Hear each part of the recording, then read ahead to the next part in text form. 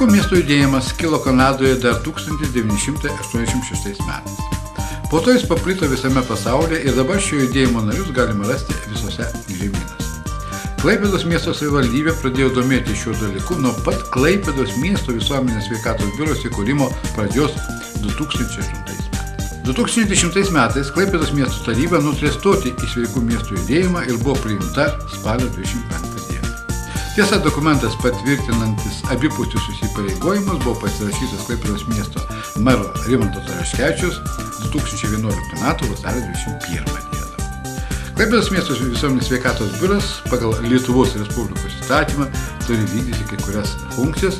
Viena iš jų yra vykdyti sveiko miesto projektą. Labai džiaugiuosi, kad šitą šventę, nebijočiau pasakyti, sveikatos, grožio ir šiais metais dar ir ekologijos šventė vyksta Klaipėdoje. Būtų keista, jeigu to nevyktų čia arba jeigu tai vyktų kitur. Be jokios abejonės, Klaipėdos ambicijos tapusios kūnų turi minėję pasaulio sveikų miestų organizacijos narystę. Tai nėra tik tai skambų žodžiai arba tik tai gražiai skambančios sampratos. Vis tik tai yra tam tikra pareiga, tam tikras įsipareigojimas ir tam tikras nuolatinis siekis. Todėl labai džiaugiuosi, kad tiek šioje konferencijoje, tiek ir šios parodos, šios šventės organizavimo darbuose matau ir girdžiu pasaulio sveikatos organizacijos atstovų balsą, girdžiu Baltijos sveikų miestų organizacijos atstovų balsą, o tai liudija, kad apie mus kalba, mus žino gerokai plačiau negu mes patys. Kita vertus, to ir siekia.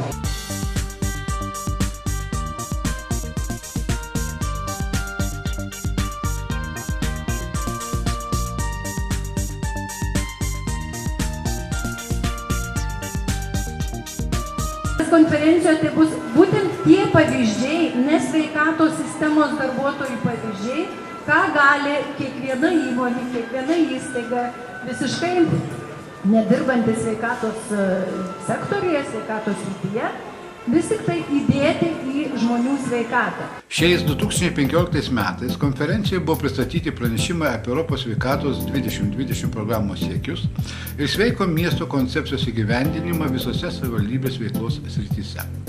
Jį perskaitė Pasaulio sveikatos organizacijos Europos atstovybės Lietuvoje vadovė Ingrida Zurlytė. Ji pabrėžė, kad sveikata yra ne tiek rezultatas, kiek procesas to rezultato link. Klaipėdos visuomenės sveikatos biuro direktorė Jūratė Grubliauskienė palygino sveiką miestą su skėčiu, po kuriuo sutelpa visi sektoriai. Beje, kai 2011 m. vasario 21 dieną Klaipėda įsiliejo į sveikų miestų tinklą, buvo skeptikų ironizuojančių, ar tai reiškia, kad kitąmet atsibūsime sveikame mieste. Klaipėdos valdžia šiame mieste dirbantys specialistai nekalba apie tai, jog viskas padaryta ir Klaipėda yra jau sveikas miestas. Taip, jai yra suteiktas statusas ir sveikas miestas yra siekiamybė, nesibaigiantis procesas. Sveikas miestas kaip miesto skėtis, po kuriuo sutelpa visi sektoriai. Visuomenės sveikatos specialistai numato gaires, teikia siūlymus sveiko miesto kūrimui ir įgyvendina dalį jo veiklų, o prie to kūrimo turi prisidėti visi. Klaipėdos keleivinio transporto direktorius Gintaras Niniškis parodė Klaipėdos viešojo transporto svarbą sprendžiant oro užterštumo problemas. Šio sprendimo raktas – ekologiškesnis transportas. Miesto transporto sistema palaipsniui atsisakė stipriai orą teršiančių autobusų, pereidama nuo benzinų ar dyzelinų varomų prie dujomis traukiamų, vėliau prie mišrių kartu su elektra varomais priemonėmis. Jis apžvelgė ir transporto geografinę struktūrą, parodė kelius aplinkai gerinti. Lietuvos architektų sąjungos Klaipėdos apskrities organizacijos valdybos narys Mantas Daukšys parodė, kokius projektus sveiko miesto konkursui pristatė miesto ir Lietuvos architektai, kokie buvo tikslai, kokie pasiekti rezultatai. Konkursui pateikti darbai turėjo atitikti sveikam miestui keliamus reikalavimus. Architektas išreiškė viltį, kad tikėtina, jog šis konkursas taps ne tik respublikiniu, bet ir tarp valstybių. Amžiaus žemėlapis. Tokį projektą pristatė nuotolinio mokymo ir informacinių sistemų centro metodininkė, docentė daktarė Ingrida Borisenko. Tiesa, dar nėra baigtas, bet ir tarpiniai rezultatai leidžia matyti, kur yra mieste daugiau senyvo amžiaus gyventojų ir kiek jiems prieinama aktyvi fizinė veikla ir vaistinės. Amžiaus žemėlapis kaip projektas leis tiksliau ir operatyviau planuoti sveikatinimo veiklas įvairaus amžiaus grupių gyventojams. Trumpas, bet turiningas buvo daktaro Vytauto Valevičiaus pranešimas apie miesto ekologinius principus. Pastebėjęs, kad pasaulyje kol kas nesukurta sistema apimanti visus mieste gyvenančius žmonės veiksnius, jis pateikė savo matymą. Klaipėdai buvo pasiūlyta atkreipti dėmesį į tiesioginių oro užteršumą kietosiomis dalelėmis ir sergamumą kvėpavimo lygomis.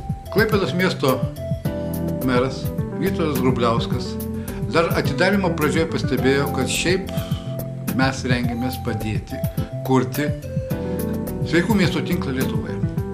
Mes, tai Klaipėdos miesto savivaldybė, kaip turinti daugiausia patyrimo Lietuvoje ir šiek tiek turinti patyrimo Europoje, žada padėti Lietuvai kurti sveikų miestų tinklą.